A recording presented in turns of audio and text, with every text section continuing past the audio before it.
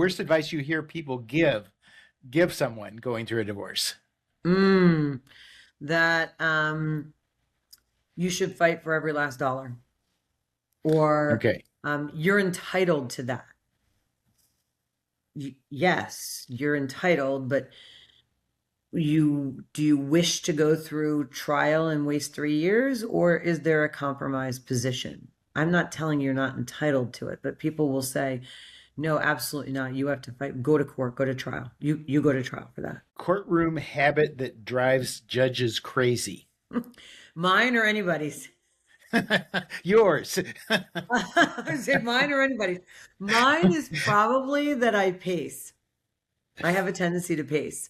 I've gotten better about it, but I have a tendency to pace. So I'm gently moving, and they're like, "Well, you keep moving." I said, "But you're not supposed to be focused on me. You're supposed to be focused on the witness. Who cares where I am?" Well, you're like a TV attorney then. Yeah, Guilty. I was like, Yeah. yeah, yeah.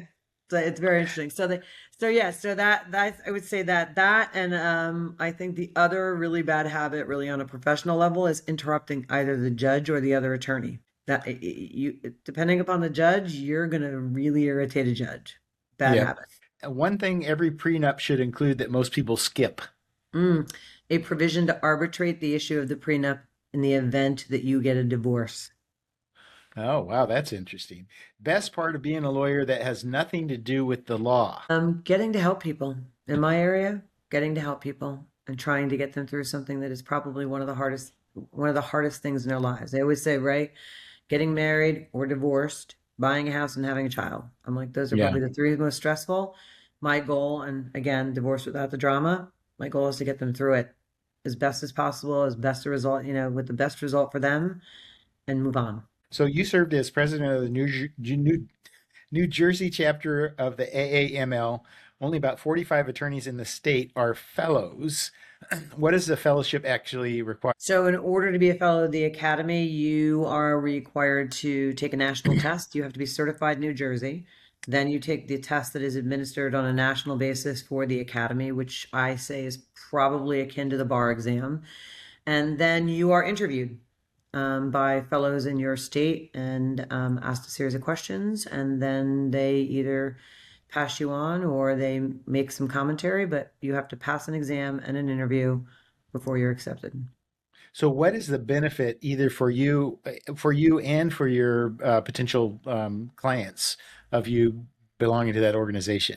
So I would say that being a fellow of the Academy is really great on multiple levels. One, I now have a network that expands nationally, and we all know these days that people's assets aren't only generally in one state, not even one Mhm. country. And I have a really great network of colleagues who I know are at the top of they're at the top of their professional careers. I mean, they are at the top of the profession, and there's about 1,300 of us across the United States. So I can pick up a phone at any moment and ask any one of them a question, and I have no hesitation about sending people to someone. Even if I haven't met them, I know who they are, I know what the caliber is.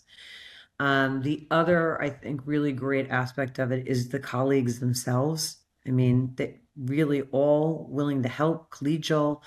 In terms of a larger bar or network, I think it's really wonderful. And I think the last part is that the conferences that I attend, the continuing education that we get at those conferences are by and far some of the best seminars I attend every year.